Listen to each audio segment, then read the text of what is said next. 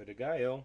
Today is a story about a friend uh, who gave me a friendly push. So, what you're looking at here are a couple of individual issues of Crude Zine.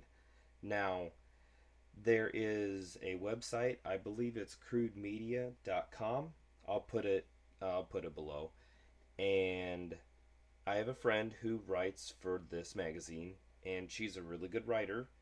And every time this comes out, I read it because she's a good writer. And she'd been writing for this for a while, and she was kind of on me. Jack, you need to submit. Jack, you need to submit. Submit art. They're looking for artists. All this, submit, submit. And so I kind of got the courage up, zapped it through my scanner, and emailed them. And it's my first published work through these guys, which is a really cool deal.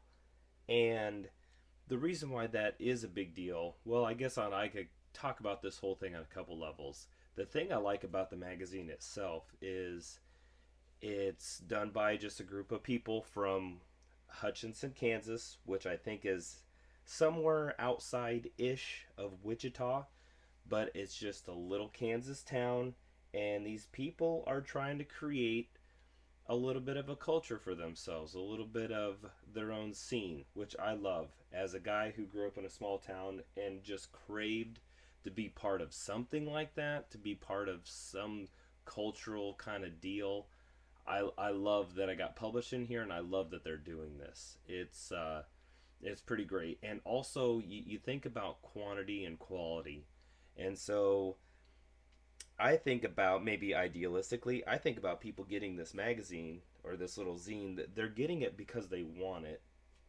And the people who have it are very intentional about it. And so I'm sure they flip through it multiple times cover to cover.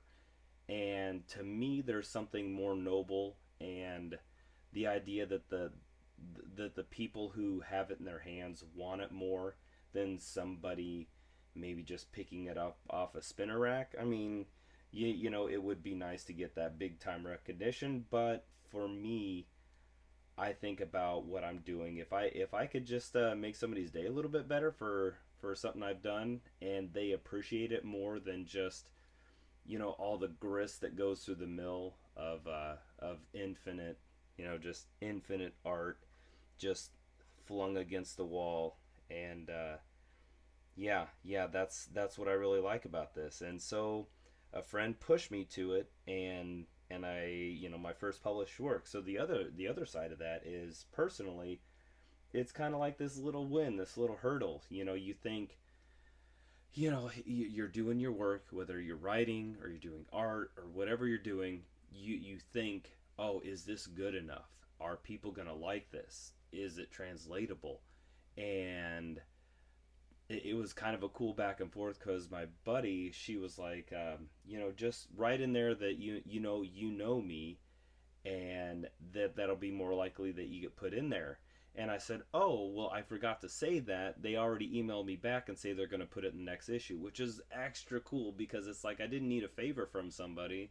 They thought it was good enough on its own, which is just a little bit extra. And so you think about all those things, the courage it takes to actually throw your stuff out there, to, and again, just this little mental hurdle. And maybe people talk about, how do you write a book? Well, writing a book is impossible, but do you know what isn't impossible?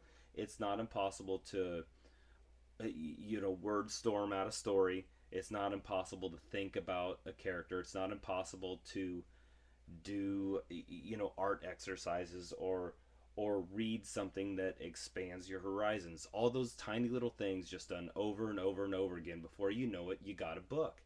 And yeah, that's, again, writing a book is impossible, but it's not impossible to write a short story, to write a paragraph, to write a sentence, to write 2 pages knowing that you're only going to keep a paragraph or even a sentence or two out of that. Or you draw one image 100 times because it doesn't quite convey the idea that you want, and it's not quite perfect. And all those things seem insurmountable and impossible, but it can happen. So as I kind of wind down here, the last little part of the video, I'll show you the piece that got published. So So this is it. I think I might have tangentially put it in another video, but this is probably one of my favorite things I've ever done. It's a Mohawk guy getting punched, and it I have an affinity for modern art ish things.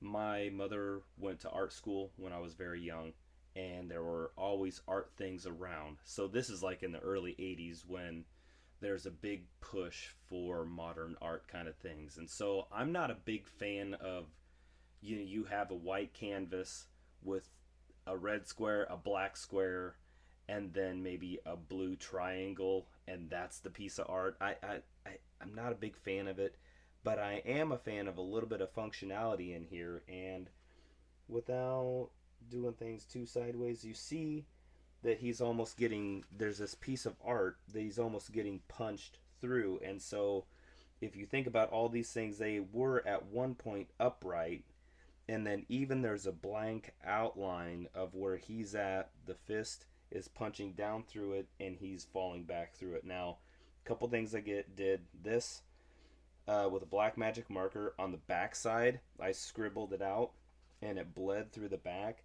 And so this guy is, I wanted to take away all of his personhood in this thing. So yeah, I could just explain the whole deal, but that's kind of what the idea is, that the guy getting punched is a bad guy, and that he's almost like a formless cipher.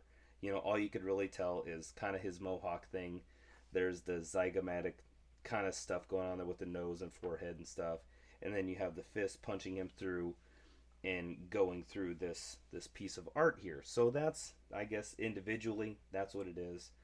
But also, going back maybe to the forest gaze here, is that when a friend, it's such a good thing if you have friends that are talented and they're doing work. Tell them not to give up, tell them to keep pushing, tell them to keep getting sharp, keep practicing, keep going. Because from when I stopped drawing to start, I started drawing again because a friend told me I needed to start drawing again. I submitted this because a friend said you needed to submit art. And so, friendships are very important to everyone. And encouragement is a big deal. Or sometimes, like, get off your backside and get to work kind of a deal. A little bit of a gruff push doesn't hurt sometimes. So until then, it may seem insurmountable, but you can do it. You can get published. You can get a final work that you're proud of. Just takes all these little steps, man. So until next time, let's get published.